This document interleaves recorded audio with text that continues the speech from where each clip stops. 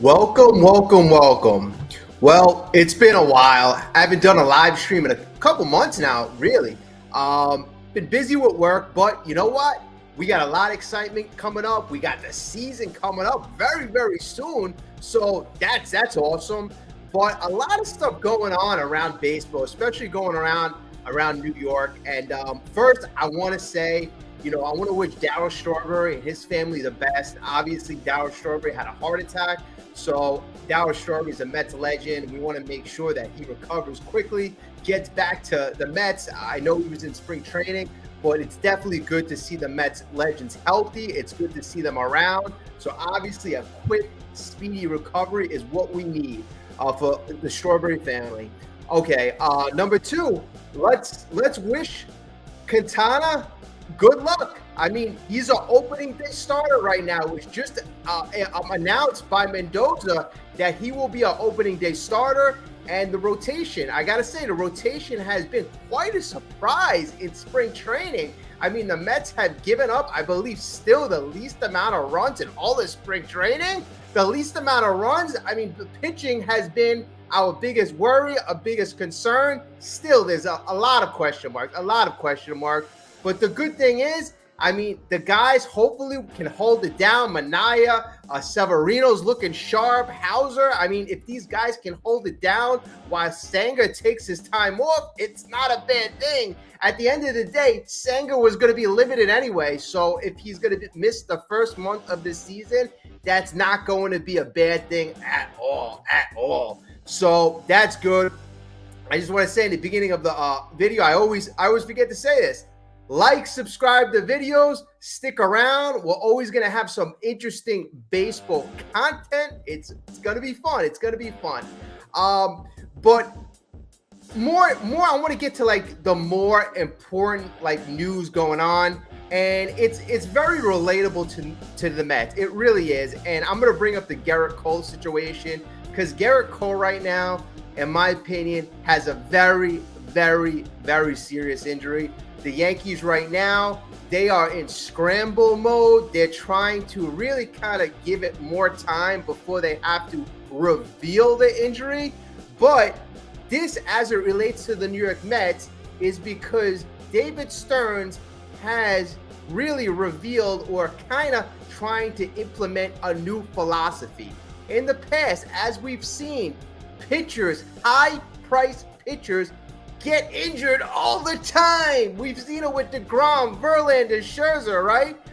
That's how we failed in the past. I mean, we failed by giving these guys basically a third of our payroll and investing so much damn money in such high-risk players. So now, David Stearns, and I feel this is what he's doing well. Right now, he is investing in low-risk, high-floor players. Low risk, high floor, right? So you got the Adrian Hauser, and that trade is looking pretty good right now. Tyrone Taylor's hitting the ball hard in spring training. We like that. But to go on with the low risk players, you got Severino, who's going to be. We've mentioned this all the time. He's going to be extremely motivated. To go with Manaya, he's going to be extremely motivated. I still believe that we're going to add a pitcher. I still believe that there are going to be moves to come very, very soon. But the philosophy has to change in baseball. It really has. And it has to. I mean, what I've been thinking and what I've been saying, there aren't really, in my opinion, great GMs in baseball. You have a few GMs. I mean, you have the one in Atlanta. You have, obviously, the LA Dodgers. They know what the hell they're doing. But there aren't many franchises who are consistent. You got the Tampa Bay Rays. The Yankees are a good example of a franchise that, in my opinion, are struggling. They don't really know what the hell they're doing. If they're going to spend money, they're going to go all out, but they pushed all their chips in the middle of the table, kind of like what the Mets did last year, and their number one pitcher is out. I mean, that really could have been us. If, I was thinking if we signed like a guy like Yamamoto and invested a big part of our payroll in a guy like Yamamoto and he gets injured, we would be screwed too. But instead, we didn't go that route. So I can't really be disappointed at Stearns until I see how this season is going to turn out. The spring training has been really good thus far. Spring training has been good thus far. Um, yeah. Hey, what's up, Daniel? Hobby Landreth. Yeah, how's it going, guys? Hopefully you are all doing well. Thank you for all the comments. I see the comments on the video. I love it. I mean, the comments are amazing. I mean, you guys know a lot more than me, so I really appreciate it. I appreciate the feedback. Keep it coming. It means a lot to me. But, we got a lot of topics really kind of to go over today. The one on the video, can the Mets win 90 plus games? Can the Mets win 90 plus games? As we're currently constituted, no, the Mets cannot win 90 plus games. But I believe that there are moves to be made. Right now, the biggest move kind of being bandied about is the JD Martinez move. Will the Mets add a guy like JD Martinez? JD Davis. Will the Mets add a guy like JD Davis? Now, I'm not really on the JD Davis bandwagon. I think that he had a shot in New York. I don't think he's the player we need. We need a player to hit behind Pete Alonso and be productive. A guy who could be a run producer. A guy who could, move the needle. If you're going to take at-bats away from a younger guy, you want a guy who's going to be highly productive. Now, there are numbers that Martinez produced last year that show he is the guy. And I'm going to bring it up on the screen so we can go over it together. But JD Martinez last year was a run producer. He hit over 300 with runners in scoring position. And you remember, Pete Alonso was pitched too terribly. I mean, he got hurt last year because pitchers were extremely aggressive pitching to Pete Alonso. He got hit, I believe, 21 times. Pitchers weren't afraid to go up and in. Pitchers weren't afraid to pitch this guy they weren't afraid to hit the guy. They weren't afraid to hit Pete Alonso because they knew that the Pete Alonso's protection was garbage. Obviously, you had Vogelbach and you had a bunch of crappy players that hit behind Pete. I mean, obviously, if I was a pitcher, I'd pitch Pete very tough too. It's amazing how Pete managed to hit 46 home runs. It's not a surprise that he had a crappy average. It's really not. Pete Alonso really is a 260 hitter. He's really a 260. Last year really diminished his career batting average because, he was injured and he didn't have much protection. So I'm going to bring that up right now for you so we can go over the JD Martinez stats.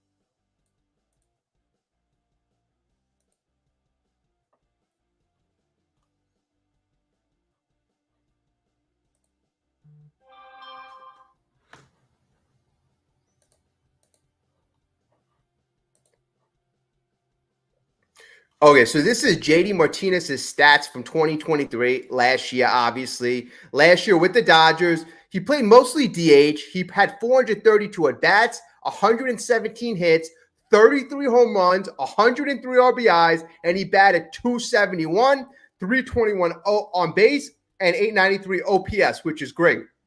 893 OPS. But if we really dig down into the numbers, I want to know, is this guy a run producer? Because that's what we need behind Pete Alonso. We need to produce runs. So if we go down and we look at some of his advanced stats, and too far down.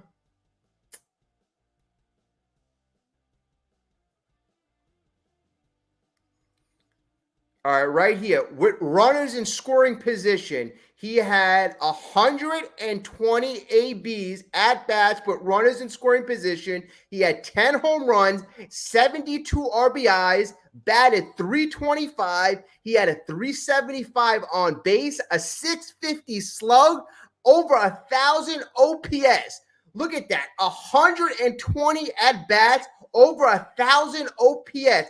This is the type of bat we need behind Pete Alonso. Now, I could bring up JD Davis's stats, but I'll tell you, it doesn't come close to those stats with runners in scoring position.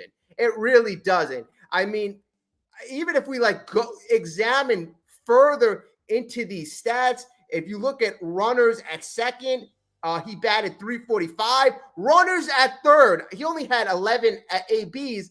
He was 9 for 11. No, what's it called? That can't be right. Okay, so he had 9 at bats and he batted 556. I mean, that's pretty big. When you have a runner at third base, it's very important to get that run in. So a guy like JD Martinez has been very proficient. So we see this is really kind of more reasoning where you have to get a veteran guy like JD Martinez, a guy who knows how to get those runs in, push them in. A guy like Mark Vientos, a guy who's competing for the job. Yeah, I want the guy to succeed. He's a 25-year-old guy with all the promise in the world, and we've seen it in spring training. You see the pop, you see the swing, you see the power, and yeah, if you give the guy the opportunity, I firmly believe he's going to hit 20, 25 home runs, right? But do you want to go through the growing pains? Can you go through the growing pain? I want to win 90-plus games. I know most of us Met fans want to win. Right? 2024, I'm not conceding as a year where we need to, just really let things go. I think there's opportunity right now. The National League is not that good, in my opinion. It's top heavy. You got the Dodgers, and then you got Atlanta, right? Then who else is next? Who else? Arizona. I know Arizona did well last year, but I'm not scared of them.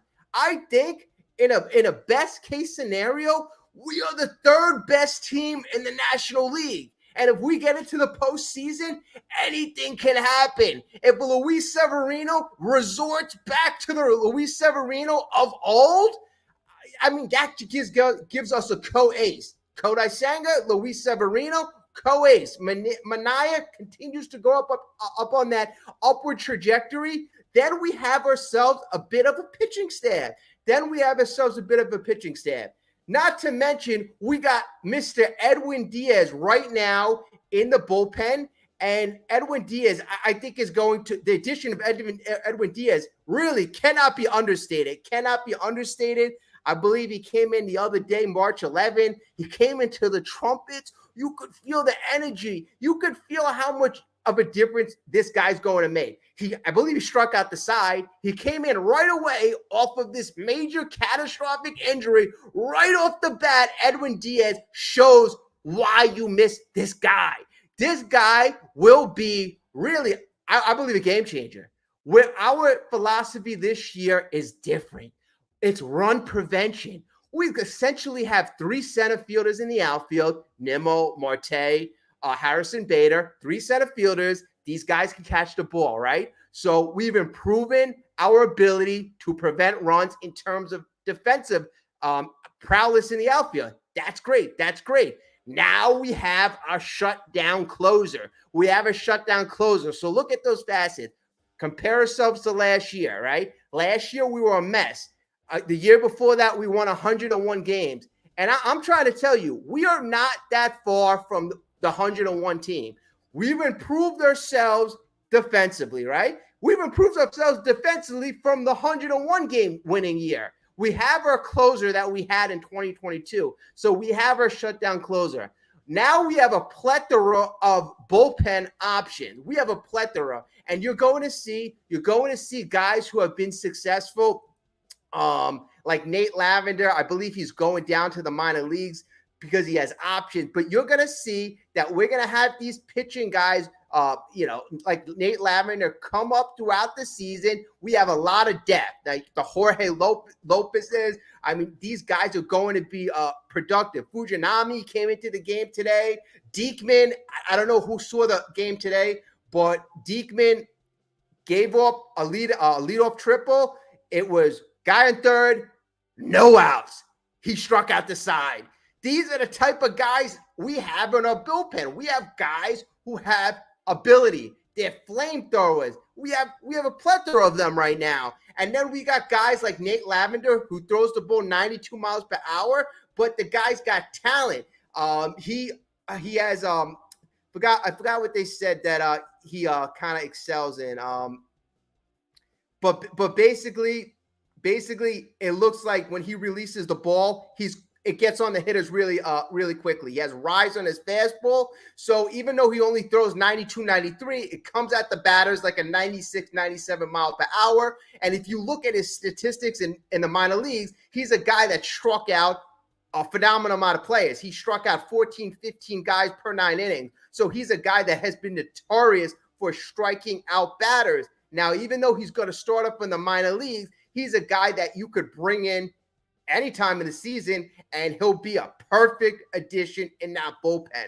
But right now we have a bunch of guys like Diekman and Fujinami who don't really have options, and we expect them to be good on their own merits. But at the end of the day, we have to prepare for injuries. If the Yankees, the Gerrit Cole situation, and all the other injured people across major leagues, and that goes for the guy in Boston, I forget his name, the guy we were going after. But there's just been so many injuries that you need this depth, this crazy depth that David Stearns has amassed. And that's where I go back to his philosophy. It's not about getting, and I've said this in past videos, it's not about getting the most talented player on the field. It's about getting the most talented collection of players together, playing in a system, using numbers, using analytics, being able to be that baseball team,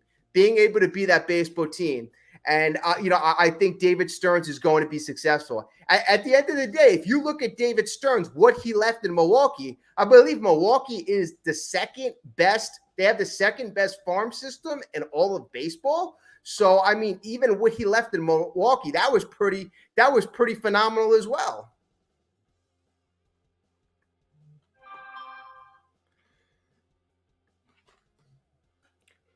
Sorry.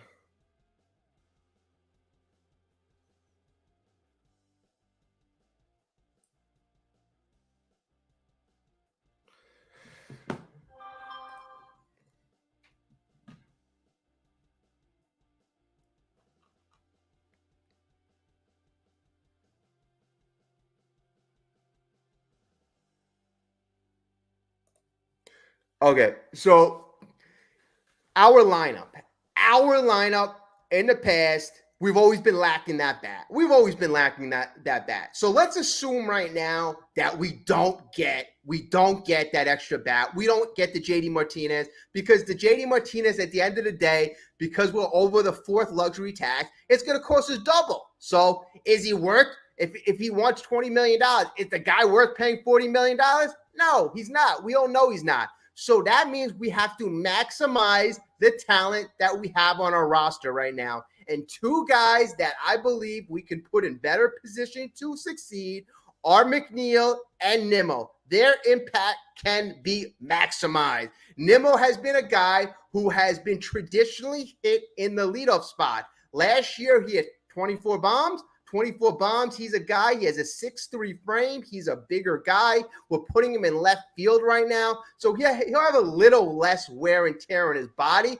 I suspect he's going to have at least 25 home runs, possibly more. I think he's going to build on that. And I think that he's a guy who is a run producer. He most likely, he could be our best hitter, but I believe we have to put him a little further down the lineup, whether you drop him 2 or you drop him number 3 in the lineup.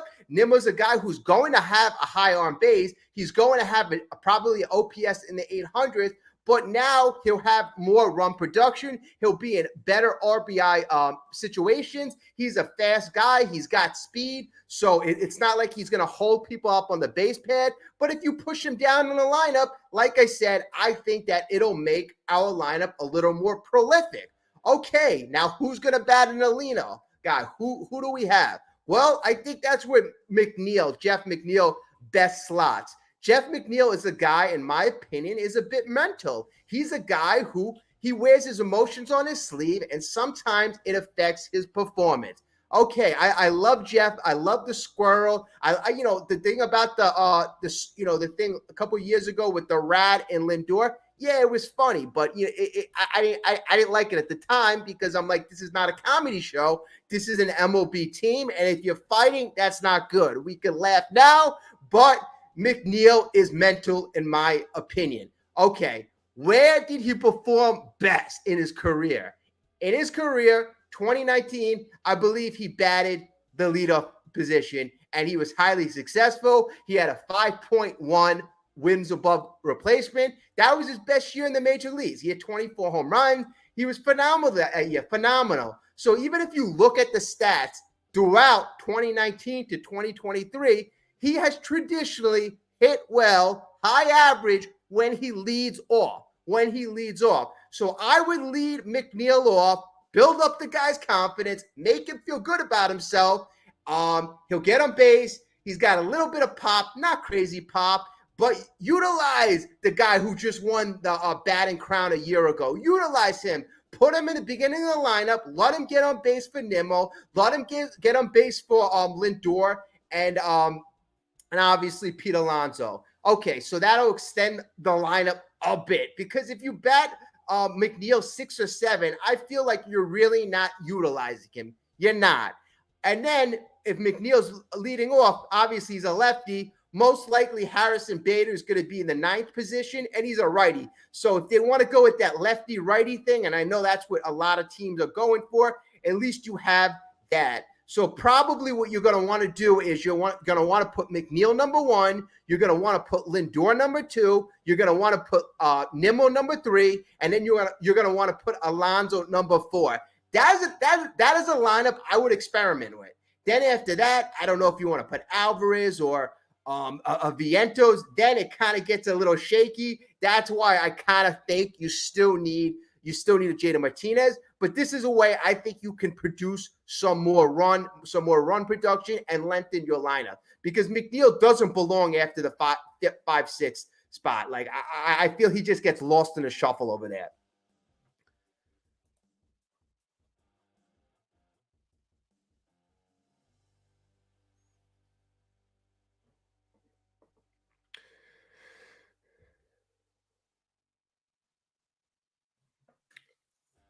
Yeah, Hobby, I'm going with Nimmo right now in the 3-hole. I like Lindor in the 2-hole. I really do. I like Lindor in the 2-hole. Lindor is very versatile. Obviously, we know he's a switch hitter.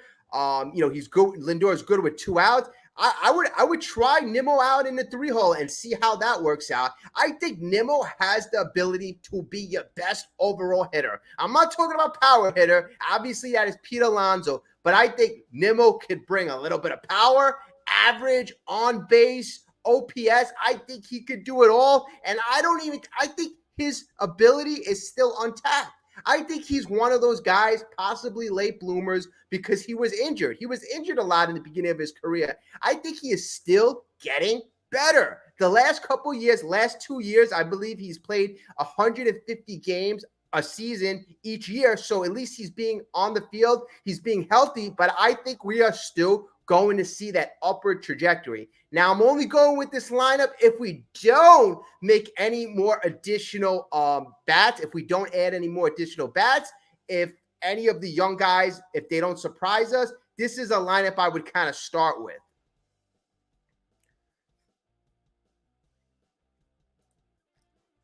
Hey, Carlos. What's up? All right. McNeil needs to hit better than 300 to lead off. Okay. Well, here's the thing.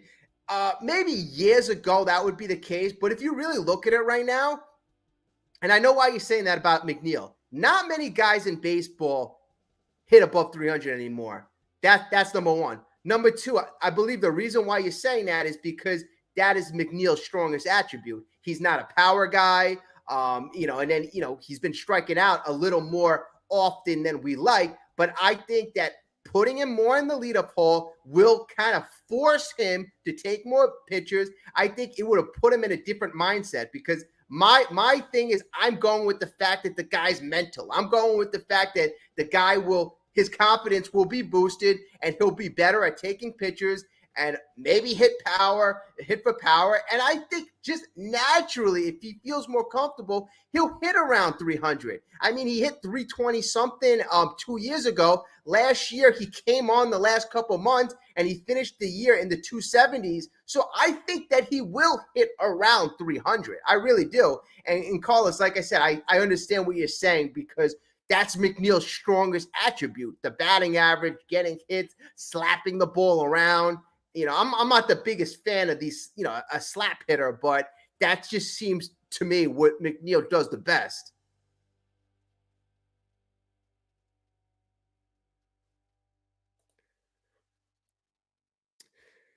What's up, Robbie? How's it going? Oh, I haven't played any games yet. This team is the 1968 Mets, the year before 1969. They are working on it, but it's not a playoff team yet. Wow, you know what? That's a pretty positive assessment. The year before they win the World Series, the 1968, the 1985. I mean, at the end of the day, when you're in that championship mode, there is a building stage. So if this is part of their building stage, that's great. That is phenomenal. And I kind of agree with you. I do see building blocks, and we have not doubled down. We have not made stupid moves. Money is coming off the books this year. I repeat, money is coming off the books. We will be well under all the luxury tax thresholds next year. So David Stearns will have many more opportunities next year. There will be better options on the free agent market. And I'll be interested to see. A lot of options are usually signed, but there still will be better options next year than there are this year. And here's the thing. If you think about it, Jordan Montgomery and Blake Snell, I don't think they're signed yet, right? They didn't sign in the last couple hours. Those two guys were two of the better options this year, and they are still on the free agent list. So that means most of MLB saw kind of something wrong with them. Yeah, there might be a couple of teams waiting for their values to drop, a la the Yankees. I mean, they were trying to get Blake Snell at a value contract, which to me, the Yankees this year, I don't want to call the team stupid, but they did what the Mets did last year, pushed all the chips to the middle of the table. They should have got more backup depth. If they were going to trade for Juan Soto and give up all their pitching, they should have acquired pitchers to back up Cole and back up Rodon and back up all the other guys who potentially could get hurt. So I feel that the Mets are putting themselves in a situation where if one of their starters gets hurt, like Senga, it doesn't really hurt the team's chances to win.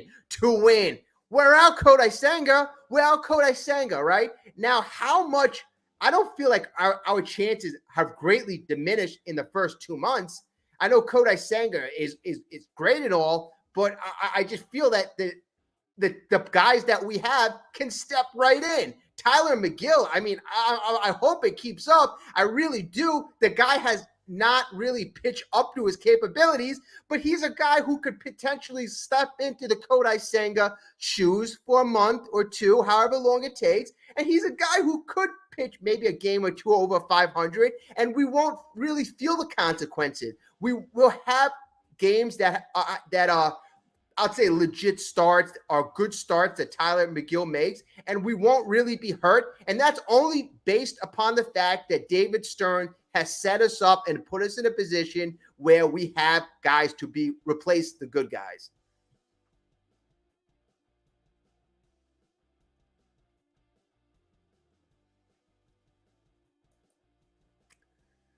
Hey, what's up, Mark? Good question. So you can't take a 400 OBP out of the leadoff spot. There's nobody who can fill that hole until they show otherwise. What was Brandon Nimmo? Because I know Brandon Nimmo traditionally has been a 400 OBP guy, but last year I believe it dipped off. I thought he was like 365 or something. So currently, let me see. Last year, Brandon Nimmo on base percentage 363. Year before that, 22 on 2022, Brandon Nimmo was 367. So Brandon Nimmo hasn't been a 400 on base guy for 2 years now. For 2 years, he has given up a bit of his on base approach for power, right? So that's why, hence, I'm trying to move him back in the lineup. I agree with you. If he was still a 400 OBP guy, yeah, you can't take him out of the leadoff. Let me see what McNeil was in 2019, what his on base was. I believe he was pretty decent when McNeil was in the leadoff spot. Let's see, Jeff McNeil.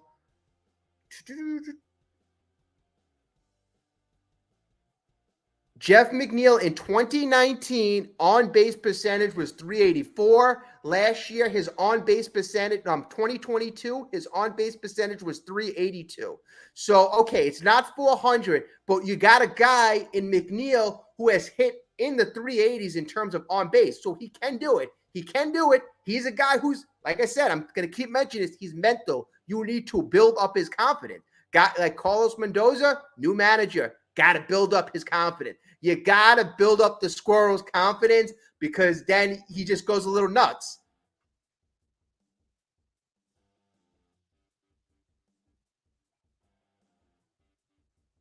Yeah, a hobby.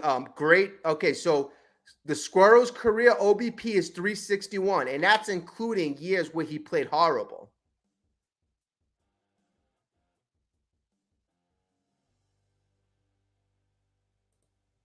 Frank, okay, this is a good point. Frank, I hope you're doing well, but you bring up a good point here. Leave Brandon in the leadoff. He's faster than Jeff. Now, I don't know how much faster he is than Jeff. Usually you measure speed in baseball with how many stolen bases the guy has. So, let me counter that. Brandon Nimmo's stolen bases last year is three. Three. Three. So that's usually why you want to put a speedster in the top of the lineup so he gets in scoring position. But Brandon Nimmo is a guy who doesn't really utilize his legs. So that argument right there, I would be like, yeah, he might be a little faster, but it doesn't really translate. Let's see, Jeff McNeil. Jeff McNeil last year, on the flip side, I'm not saying it's crazy, but he had 10 stolen bases. 10 stolen bases. I mean, he's a guy who doesn't steal a lot of bases, too, to be fair.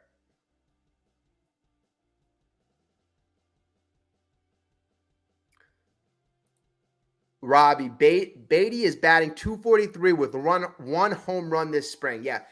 The games that I've watched so far, and I haven't been able to watch them all. I just actually got the MLB package, so now I can watch every single game.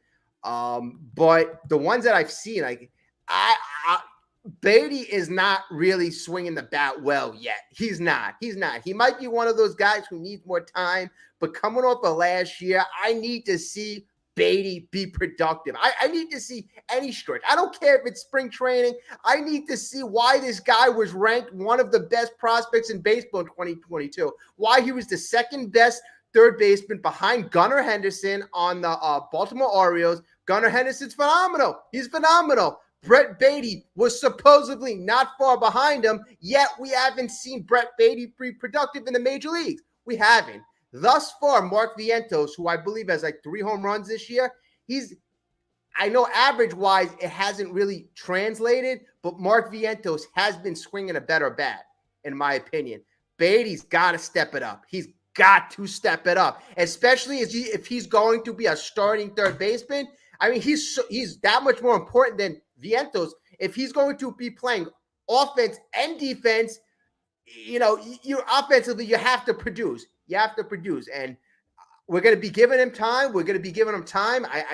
We need Beatty to succeed because obviously, he's a big part of the offense. The offense right now, obviously, we're struggling in spring training. Spring training isn't the end-all, be-all, but it's a better indication when you see your players do well in spring training. I'd rather see my players do well than fail. Like Francisco Alvarez, he's pulling off the ball. I know we hear that on the broadcast. He's pulling off the ball, but that's because the guy is a bit impatient. I think he's feeling good. I think he's taking decent swings. Francisco Alvarez, I'm not worried about at all. I'm really not. Francisco Alvarez, I'm really, really not. And then especially what he's doing behind the plate, throwing out runners, I'm really, really excited about Francisco Alvarez. I wish we had the ability to sign him up, to lock him up to a long-term contract. But Francisco Alvarez, I'm really excited about. My top two rookie guys, or not young guys, I was excited about this year were Alvarez and Mauricio.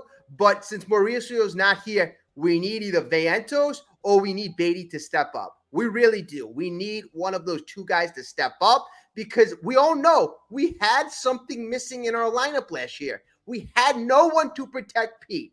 So who's going to step up? Is it going to be an Alvarez? But if it's an Alvarez, who's going to be adding the depth to the lineup? Batting 6, 7, 8, 9. So we're going to need multiple guys to step up.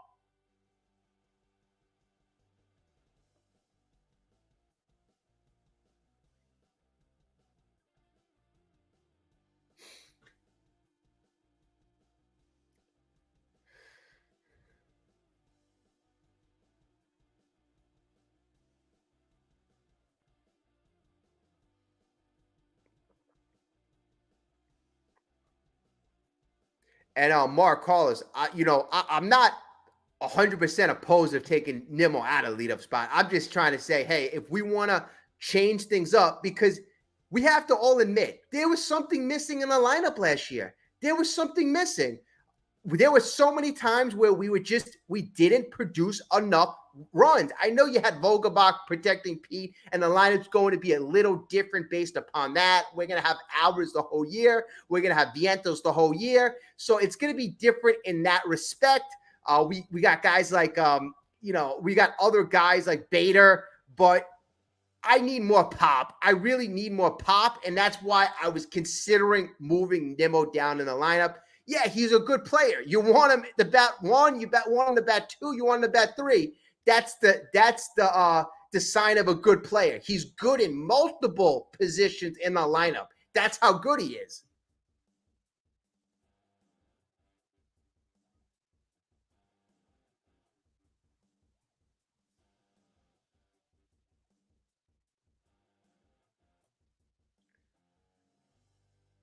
And Robbie, you bring up a good point. Okay, so you need like a Granderson in center field to lead off, that kind of player.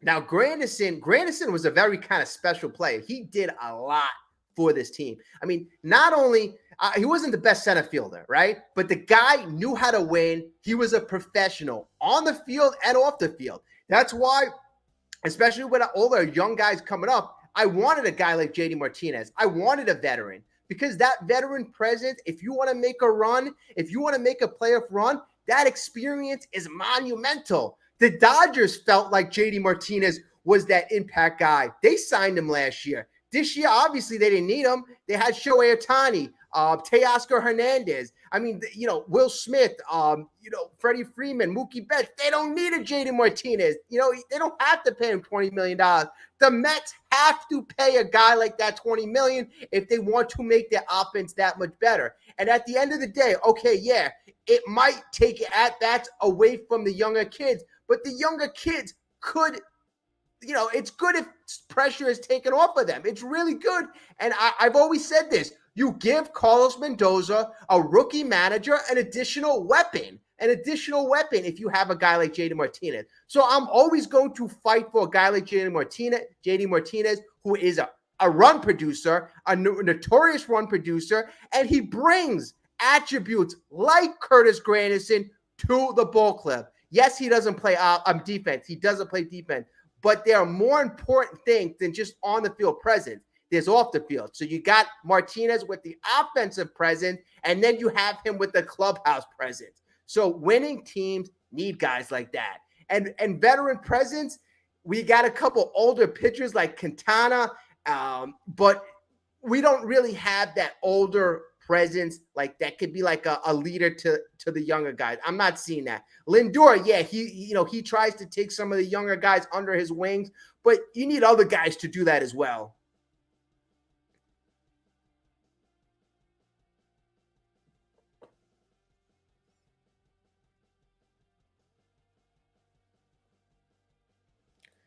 Okay, so here's case in point the problem. Case in point the problem. Okay, I love this. Carlos, I love this. Nimmo, Lindor, Alonso, Alvarez. Okay, now how could we have 9 guys in the lineup? What is the rest of the lineup that produces a long, dangerous lineup that pitchers will be afraid of? Because after Alvarez, and now you're putting Alvarez in the cleanup spot, right? So a guy who batted a little over 200, we have him in a cleanup spot. So, and then we have a number 3 guy who batted Alonso batted 216. Like if I'm a pitcher right now and I'm in a jam, I'm walking Alonso and I'm pitching to Alvarez all day, every day. I am, and I love Alvarez, and I hope he takes that monumental leap. I hope he does. But you know how I mentioned Alvarez is pulling off in the spring training? He's doing that because he's young, he's inexperienced, he's excited. He wants to hit a home run every at bat. Now, if pitcher gets into a jam, you're gonna walk Alonso every time. We need protection, and this is why. And it's not a bad first 4, and Alvarez still could take that jump, but you still need that protection. I would love this. I would love Nimmo, Lindor, Alonso, and if you had a Martinez and then Alvarez 5th, that just extends the lineup that much more. And then I'm assuming you want to put McNeil 6th.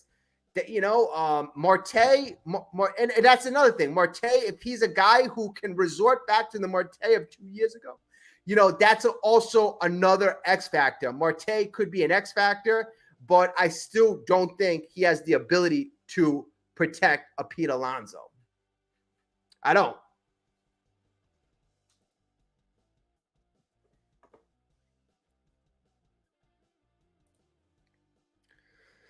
Martinez wants to go to the Angels too. I've heard the Angels are a team that's interested. I haven't really heard specifically that he wants to go to the Angels over the Mets. I heard it's the Angels. I heard it's the Mets. I heard the other team that was interested was San Francisco Giants, of course. But Martinez didn't want to go there because the park is too big to hit in.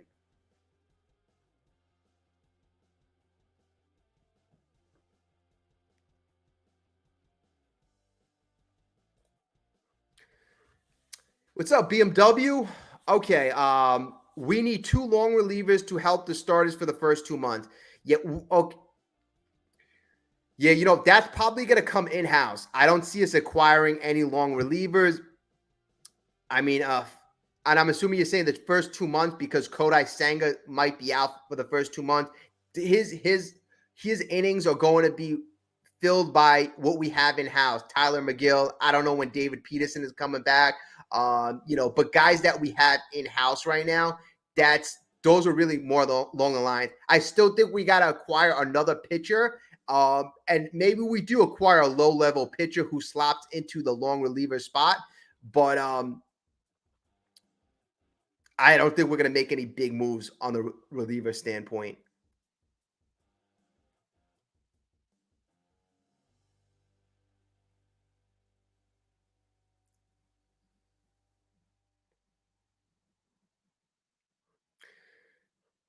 Hey, Yuki, how's it going?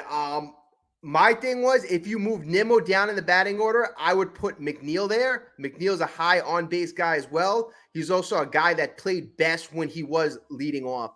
So he's a guy that I would try out there.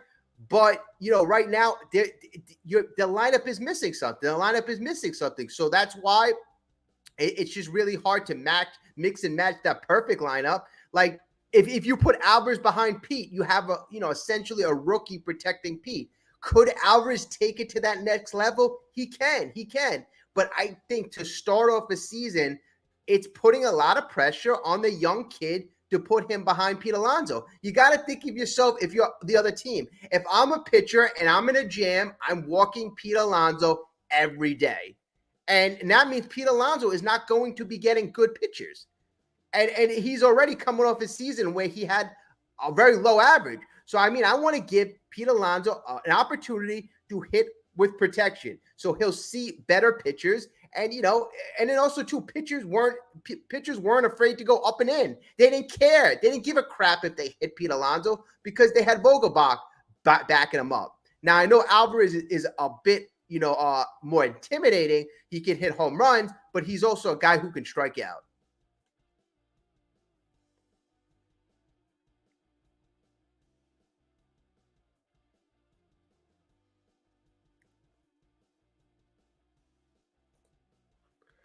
Okay, so this is going to be the X factor. Marte right now is going to be the X factor. You know how I said the Mets were missing a bat last year? The Mets were missing a bat because Marte was injured most of the year. If Marte went back to the Marte of 2022, they would have had an additional bat. Now, if you remember, at the end of 2022, when Marte was injured, and that was going into the playoffs when we were playing the Padres and the Braves, the lineup really struggled. It really, really struggled. So just adding an additional guy like Marte could help out tremendously. Now, where would I hit Marte? If he's doing well, that I would go back to the lineup that we had when it worked. When Nimmo was batting around 400, I'd bat Nimmo at number 1. I'd bat Marte number 2. I'd bat Lindor probably number 3. Alonso number 4. I still have the problem at number 5.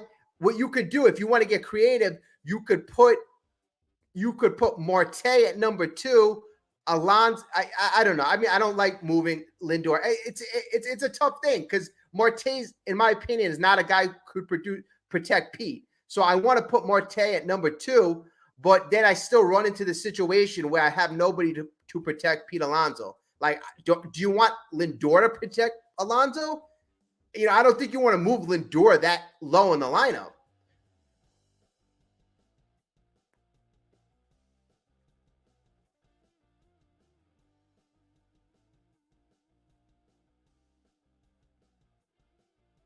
Yeah, the Mets, Mark, the Mets have been dodging a lot of bullets. I mean, they wanted to sign Lucas Giolito. Lucas Giolito's out. I mean, that would have been horrible. It would have been so Mets-like because I'm assuming if we signed Lucas Giolito, we wouldn't have signed Manaea, right? Because Manaea signed second.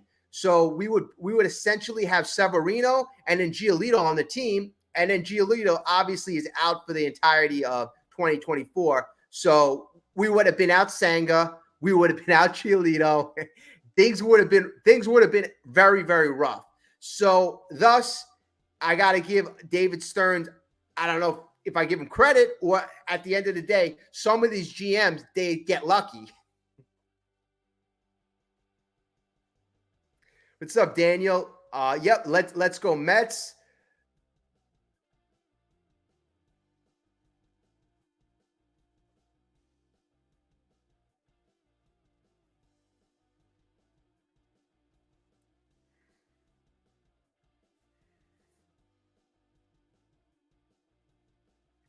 Daniel, could you repeat that? You wrote, why did the Mets leave the guy on the I didn't understand the last word. So if you could retype that.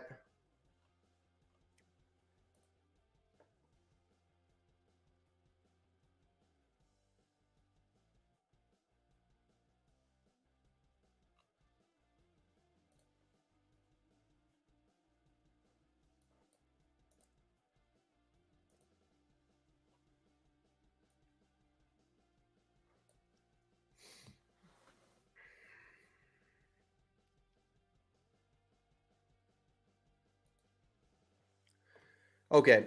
So this right now, Mendoza Stearns culture impact. You could really argue that the 2022 team essentially is not really that much different than this team. I know you had the big starters at the front end of the rotation, but you take away those two starters, Scherzer, Verlander, right? Scherzer, Verlander. Those were the two guys who were different. And then you add Diaz. So you got Diaz on this team. So Scherzer, Verlander, those two guys were the biggest difference makers in 2023. But at the end of the day, those two guys were old. Those two guys were big question marks, huge risks. They were huge risks. So I don't really consider 2023 that much of a difference than 2024. 2024, this year, you're going to notice we have a better defensive team. We will be able to save and prevent runs. So, thus, we're going to be able to be in a lot tighter, closer game. And Edward Diaz is going to have that much more of an impact.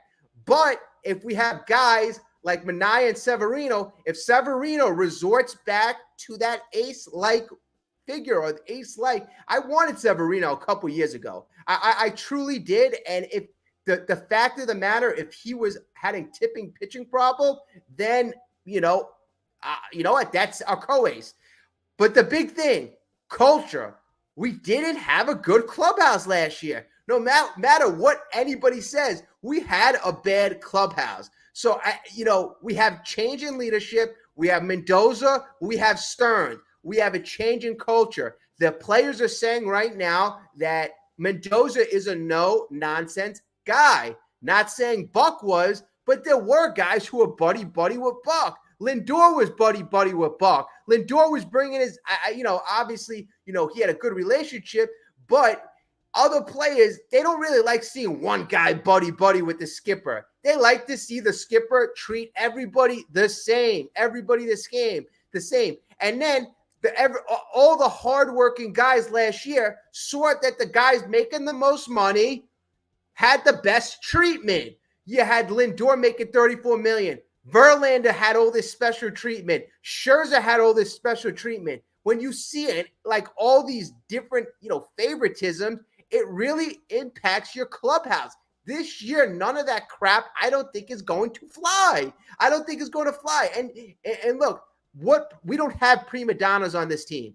Lindor, yes, he's still going to be there. He's still going to be the highest paid guy, but I think he's a guy who puts these younger guys under his wing.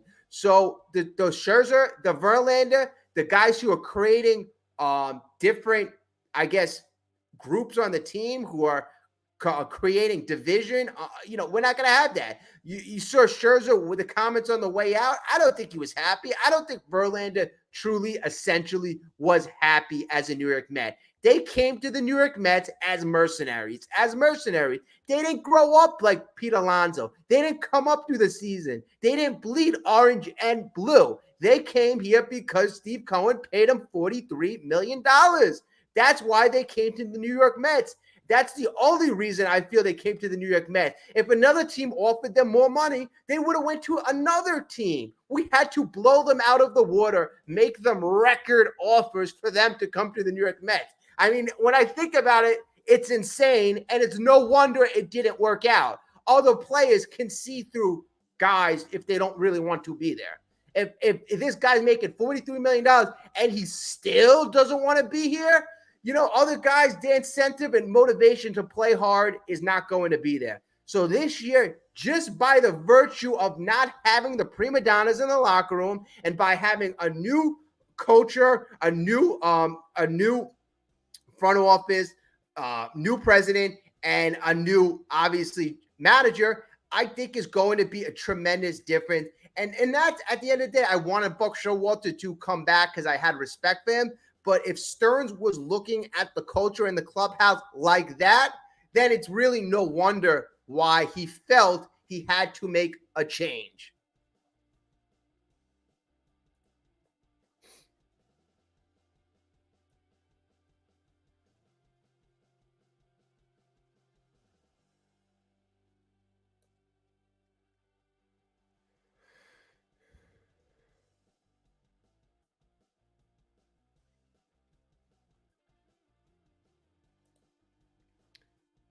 BMW, I'll answer this question real quick. Do I think the starters are going more than 5 innings per game?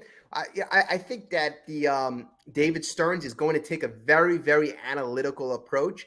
And these analytical approaches, a la the Tampa Bay Rays, really have these starting pitchers not really pitching too much past 5 innings. So maybe 5, 6 innings, but really, we're not in the game of yesteryear where guys were going 8, 9. I see guys going shorter and shorter as the years go on, and as really we're looking at analytics, we're looking at numbers, so I can really see guys pitching less and less instead of more and more. And you look at the arm injuries, even though it really doesn't make sense, the Major League Baseball players are pitching less and less, yet they're getting injured more and more. So I think somebody has to look into that, because that's not making sense. That's not making sense. There's got to be more to it. I don't know if it's, different diets, exercising, training. Something's off. Something's off. We're limiting all these pitchers by innings, by pitches, and they're still getting injured. A guy like Gerrit Cole, I could see the guy hasn't been injured in years and years. And look at that situation, folks, right? The Yankees had to give Gerrit Cole 9 years and about $324 million, which equates to $36 million a year. Now the Yankees still have Gerrit Cole on the books for 6 years, 6 more years, including this year. So God forbid this is a season-ending injury. Then you got to worry about next year. Then you got to worry about the rest of his career, and he's only getting older. This is why these long-term contracts usually don't work out for the pitchers. It worked out for Max Scherzer, but the Yankees are in a very bad situation. They got Rodon. This is why if you're a New York Mets fans right now, and even though we only have Kodai Senga, at least we're not into any bad contracts. We traded away all our bad contracts. They were low, they were like very short contracts. So thank God. But I think we're in a very better situation because we're not attached to crappy players that have zero production. At least we can hit the reset button and acquire guys. So that's why I keep saying the Mets right now, even though it's hard to imagine, are in a better situation than the New York Yankees. We are in a better situation. The only year that the Yankees could win, I said, we're 2024. In 2025 and beyond, the Yankees appear, in my opinion, to be screwed.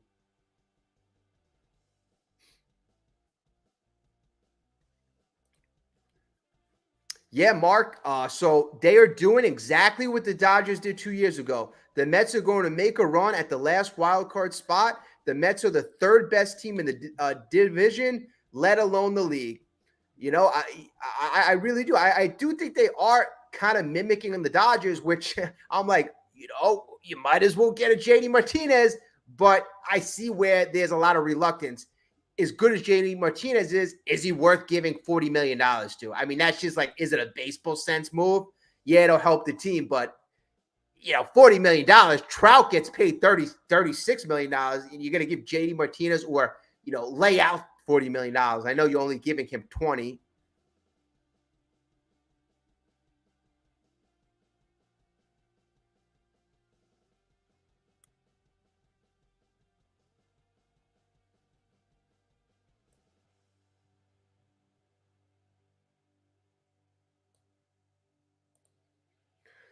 Okay, so Daniel, thank you so much for writing your question. So you go, do you know why the Mets cannot hit with guys on base? So are you referring to last year or team? Last year, besides Lindor, besides Pete Alonso, I would say the Mets were lacking run producers. They were lacking run producers. Now, I'm not sure the exact stats in terms of them hitting with guys on base, but just me knowing the results of the RBI situation, they only had 2 or 3 guys that drove in a lot of runs. So I think there's just a lack of talent, a lack of depth on the offensive side. But if you have the young guys perform, if you get a veteran guy like a Martinez, if you bring up some of your young guys like Jet Williams at some point in the year or Drew Gilbert, and these guys could drive in runs, it could change very, very easily. And also, too, hitting with guys on base, usually it changes from year to year. I've looked at the stats. I looked at the averages. 1 year, a guy's hitting 300 with guys on base, like Martinez. He had 325 with guys in scoring position. And then there have been other years where he didn't hit as high. So, in 2022 Mets, the Mets were better at hitting with guys in scoring position. So things changed. They had the Marte injury last year, and they just didn't have the right guys. So we're going to have to see how it plays out for 2024. But 2023, I would have to say that they didn't have the right lineup out there.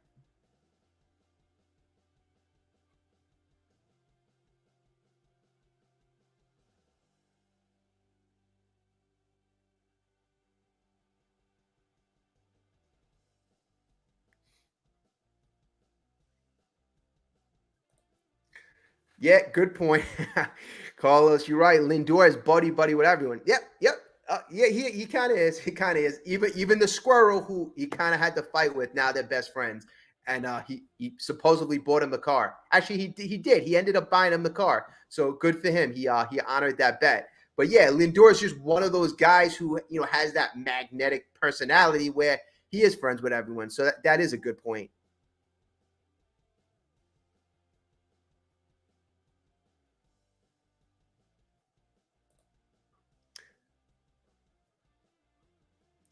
So with the surplus of shortstops in the system, is Lindor a candidate to eventually slide over to third? Well, I would have to see who would replace him. Is the guy going to be a better defensive guy? Like, why would I move Lindor, who's a gold glove shortstop? Why would I move him over to third? Plus, Lindor's arm isn't the best arm. So if he's going back, in the hall, let's say, an a la I don't want to use. I'm thinking about Scott Rowland. Scott Rowland had a rocket of an arm. Matt Chapman. But if you're going by the foul line, if you got to make that throw, you kind of need a very, very strong arm. So yes, if he had to, I'm pretty sure he's a guy who would do it. But is the guy a better defensive shortstop? Is he going to produce offensively? And is Lindor my best option at third?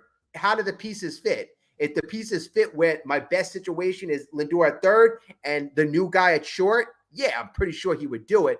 But with Lindor not having the strongest arm and him being such a good shortstop, I would really have to replace him with somebody who's better defensively and that really hits the crap out of the ball at shortstop.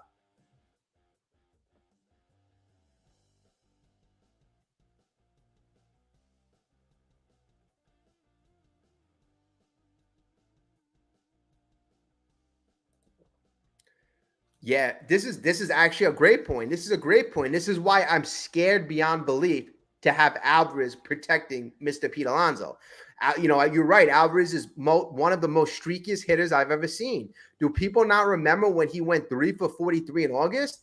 The pitchers are trying to throw 103 miles per hour spin rate. Spin rate is the reason, if you ask me. Okay, so yeah, your first point is great. I mean, Alvarez may take that next step, but August wasn't so far ago. Obviously, he had August, September. He struggled, so seeming to get tired, and he strikes out a lot. So it's really hard for him to protect a guy like Pete Alonso because protection is very important. Not only is the number 5 guy important in himself, but he makes Pete Alonso a stronger hitter. He makes the number 6 hitter a stronger hitter. That number 5 position, if you choose to bat Pete 4, of course, that number 5 position affects at least 3 batters in the lineup. At least. So if you have Daniel Vogelbach or a guy of that type of crappy caliber, you are hurting a third of your lineup. A third of your lineup. So that's why I got to think that a guy like David Stearns, who's very analytical and who looks at the game very differently, he's going to find a solution. Somehow, some way, he's going to find a solution.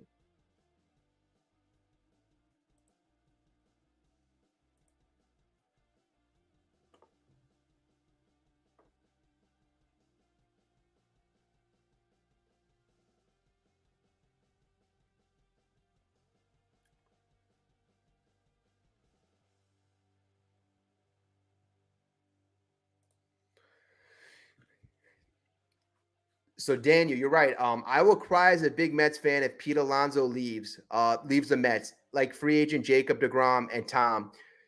You know what? I have a pressing feeling more and more, and this really kind of changed from 2 months ago.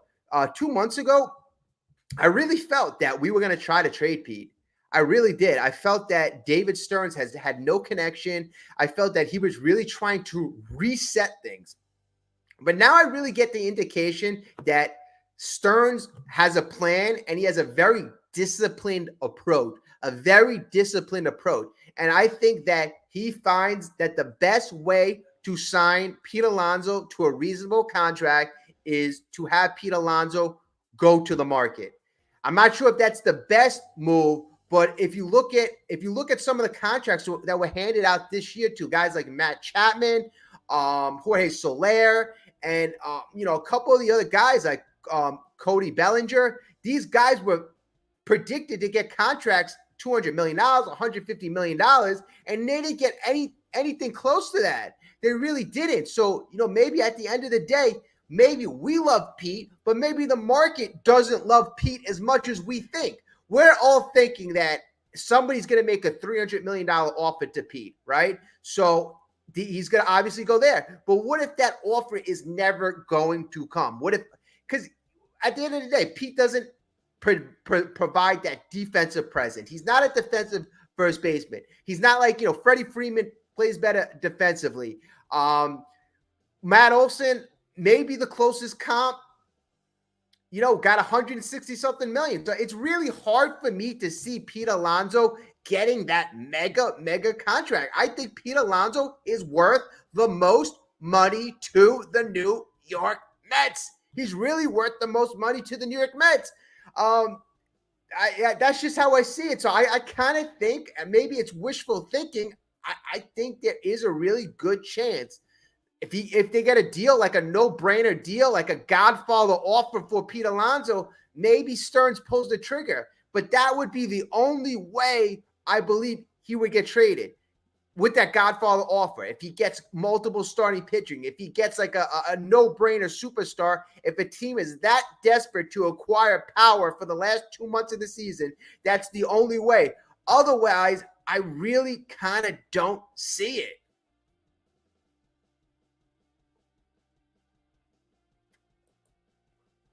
Is Lindor friendly with the son of Sam? Is the son of Sam still living?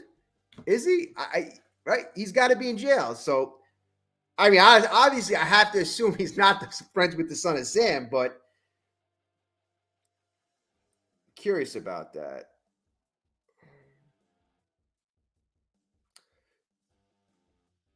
Oh, yeah. So he's 70 years old. He's still living. No, I don't think he's friends with him, but that's interesting.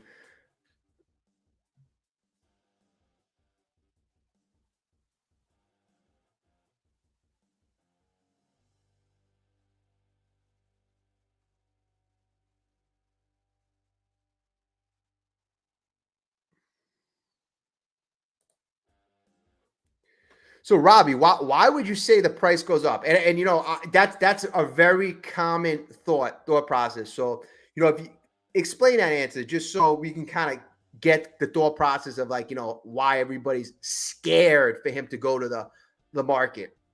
Because like I said, guys like Matt Chapman and Cody Bellinger, they got way less on the open market than they believed.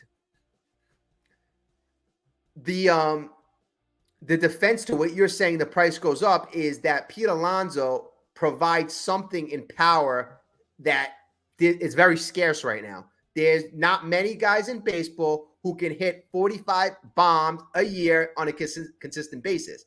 Now, on the flip side, like I said, it's only power. And there is a thought process out there that Pete Alonso doesn't have the best physical attributes, the best body. They think that he's a guy who could break down if you give him a long-term contract. I mean, if you really look at him, like, you hear it. I mean, the guy he's a big guy, but, he's not in the best of shape. He does have a bit of a pot belly or a bit of a belly. So I could see that. But that's why Pete Alonso has got to get in the best shape of his life this year and prove to all the doubters that he can stay healthy. He has been healthy, obviously, but that he will be healthy in the future.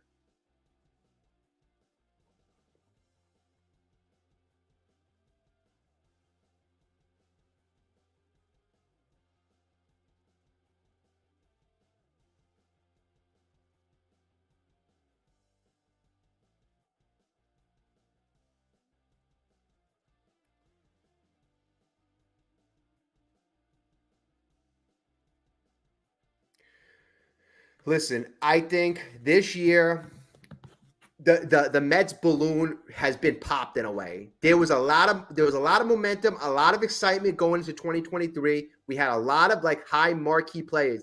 This year, we're not going in with a lot of high marquee free agents. We're just not. It's a different philosophy.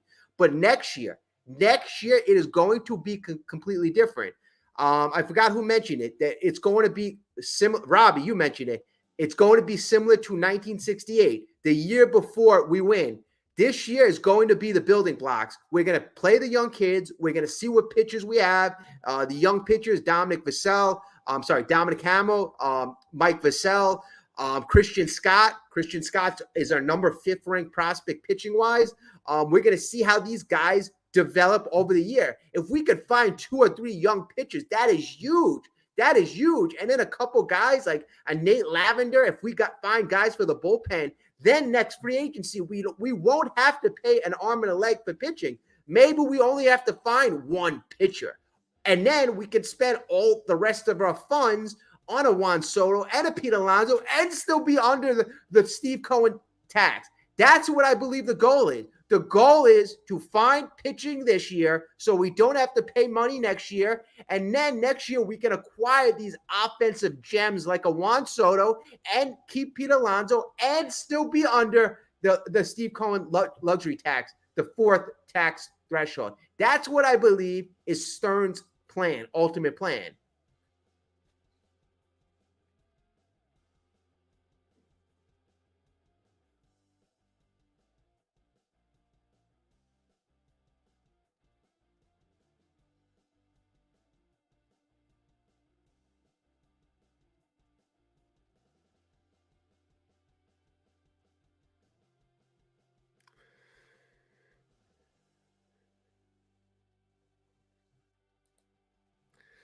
All right, it's another good question. Pete Alonso versus Francisco Lindor in rap battles, who will win? You know, I gotta say, I don't know how these guys rap, but just on the fact that Francisco Lindor is like more charismatic and Pete Alonso is a little more awkward, I would have to go with Francisco Lindor.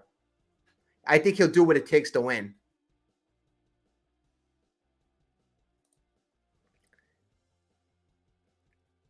Pete is this generation's Harmon Killebrew. You don't let that get away. And you know, I've been hearing that. Obviously, we've been hearing that comparison for the last 2 or 3 years. I think Keith Hernandez has said that. Let me bring up Harmon Killebrew's stats, just so everybody who is not familiar with Harmon, at least now we can all see his stats. Let's see.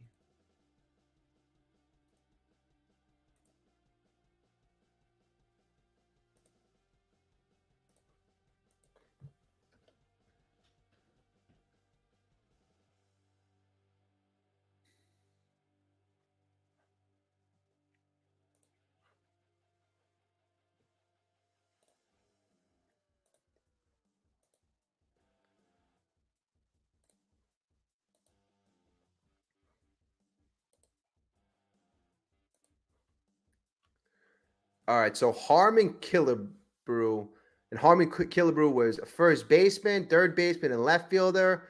He was 6 foot. He recently died, or not recently, he died in 2011. He played from 54 to 1975, so he had a very long career. 22 years in the game. He didn't play so he didn't play up until he's 23 years old. So almost the same age as Pete. Pete started when he was 24. Harmon started when he was 42. So in 1959, Harmon Killebrew hit 42 home runs, 105 RBIs, batted .242. Pete, we all know that he hit he had the home run record, so he had 53. So he had more home runs. Next year, Harmon Killerw, 31, 80, 276. Next year, 46, 122, 288. 48, 126, 243. 45, 96, 105. 49, 111, 270. When he's 29 years old, he hits 25, 75. Then 30 years old. So this is about when Pete would be a free agent. Okay, so this is very important. So Pete would be a free agent at this point. So if he's truly going to mimic a Harmon Killebrew-like career, when he's 30, Harmon hit 39, 110, and 281, batted 281. Then 31, age 31, he was 44, 113 RBIs, 269. When he was 32 years old, looks like he was injured. He hit 17 home runs, 40 RBIs, batted 210. So that was a down year. It looks like he was injured. Next year at age 33, 49, 140, 276. Then he goes 41, 113, 271. Then he goes 28, 119 RBIs. Still, wow. He led the league in RBIs and he led the league in base on balls. Harmon Killebrew led the league in base on balls in 1, 2, 3, 4 years. So that's, I believe, where he differentiates with Pete. Pete doesn't walk as much. His on base isn't as high as Harmon's. But when it's all said and done, Killerw, he started at age 23. He ended with 573 home runs. He never hit over 50, but he was very consistent with hitting over 40 home runs. He drove in 110 RBIs or more. 1, 2, 3, 4, 5, 6, 7, 8 times over 110 RBIs. He hit over 40 home runs. 1, 2, 3, 4, 5, 6, 7, 8. And he hit over 40 home runs 8 times. So, you know what? And he played first base. So that's a very decent comp. If it turned out that Pete had his second half of the career like that, that would be pretty impressive. It would. I think it would be worth the money. It's just that I'm not sure if he's going to do that. Harmon tailed off after 36 years old. So that means we would have to give Pete no more than a 5-year contract. No more than a 5-year contract, unless you think he's going to be productive after 36. But yeah, that's a good comparison.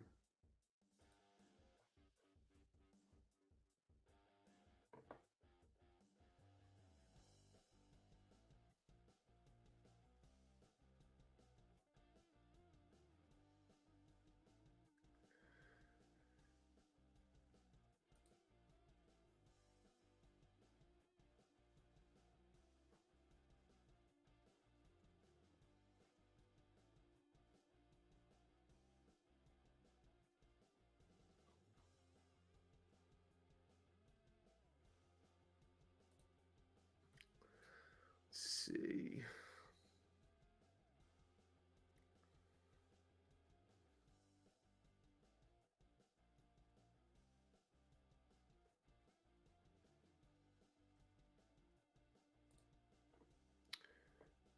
Okay, so I had this question, and I noticed. I would say it's really shifted. Most Mets fans right now, I believe, are very patient. I believe kind of really know the plan. They really know that really geared toward 2025, and we're going to do everything that we can to possibly make the playoffs and possibly go as far as we can in 2024. We're going to be opportunistic this year. But 2025 is the year that, because the payroll is really coming off the book, that's when we can aggressively go after superstars. Okay, but at the end of the day, can Mets fans be patient? Which moves should David Stearns make now? Okay, so first question, can Mets fans be patient? I have multiple, Mets fans, I appreciate the messages, are saying that David Stearns is not acting like a big market GM, and that, he won't act like a big market GM. I think one of those is correct. Right now, he's not acting like a big market GM, but I firmly believe that in the future, he will act like a big market GM but it's just not advantageous right now because of the payroll consequences. It makes no sense. If David Stearns was on a short-term contract, if he had no job security, if his goal wasn't to make the Mets good in the long run and to sustain success, I would say, yeah, he's going to do everything he can this year. But it's not about this year. It's about doing well this year and beyond, being a consistent winner, consistent. The Mets have been anything but consistent in their history.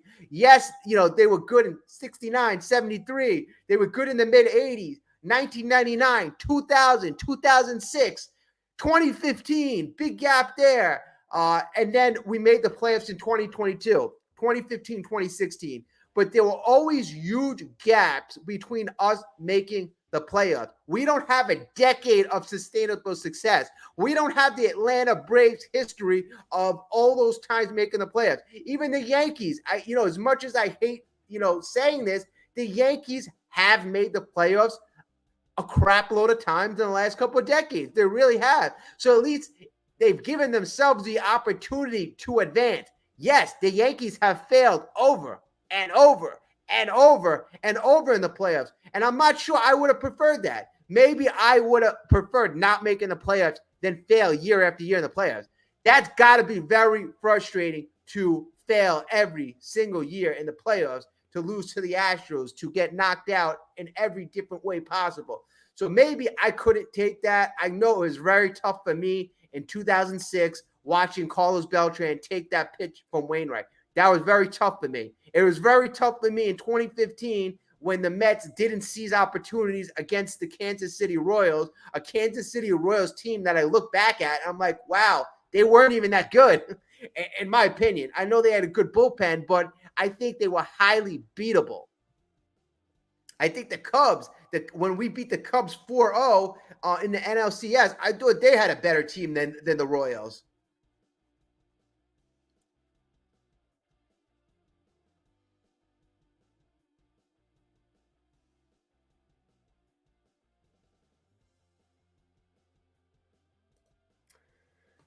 Yep, well said, Frank.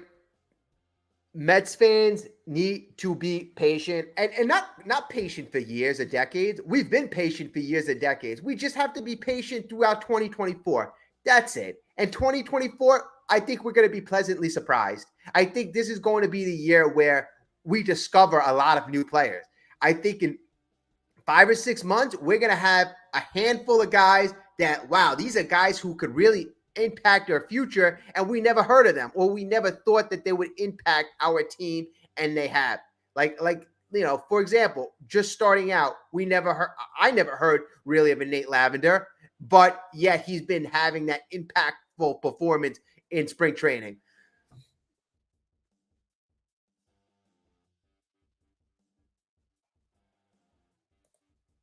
Yeah, there you go, Carlos. Yeah, I'm just saying that because me, like I hang on every pitch. It's like 2006 when the Mets got lost to the Cardinals. That bothered me. That bothered me for years. I remember meeting Jose Reyes. I saw Jose Reyes in the shopping center. I ran over to him. Great. It was great to me. He took pictures with me. He signed autographs. And he told me that we're gonna redeem ourselves to 2006. And then obviously the Mets had the epic collapse in 2007, 2008. So it just went downhill from there. So that was extremely disappointing. But yeah, you're probably right. At the end of the day, it probably feels better to make the playoffs every year.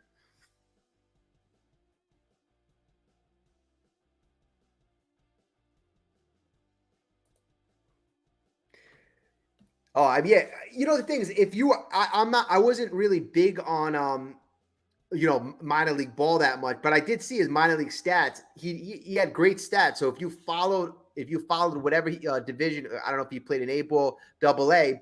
I mean, he had great stats. He had great strikeout numbers. So I mean, he's a guy that, yeah, you're right. There's really no surprise that he's doing well.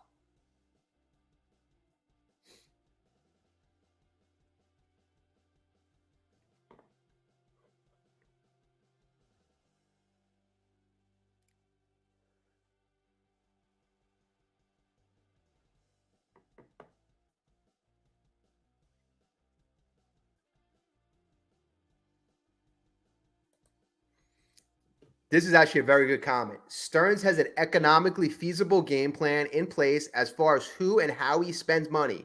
It will equate to sustainable success in the future.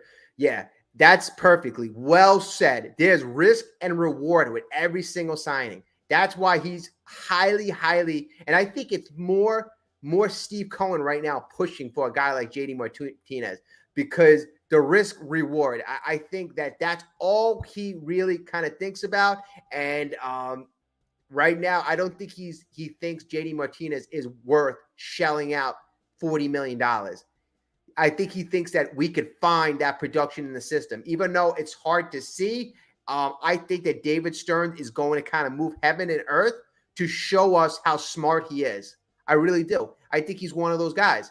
David Stearns, let's not forget, he left the Milwaukee Brewers, the number 2 farm system when he left. The Milwaukee Brewers, in most publications, have the second best farm system in all of Major League Baseball. And that was in most part due to the drafting and expertise of David Stearns. So not only was Milwaukee making the playoffs, yeah, people are saying it was in a bad division, but it's always been a bad division. So, but they made it 5 times out of 8 years under David Stearns. So I got to give the man credit, and I got to think with more resources in New York City, and I think we have a better team than the team he took over in 2015. So I think that we're going to be pleasantly surprised with how good David Stearns is. I think David Stearns is going to kind of blow away a guy like Cashman. I think Cashman is a guy who's very confused. I think he's a guy that, yeah, he used to use his weapon, which is money, years ago, but now there's a lot of teams who can spend. There's a lot of teams who could use analytics.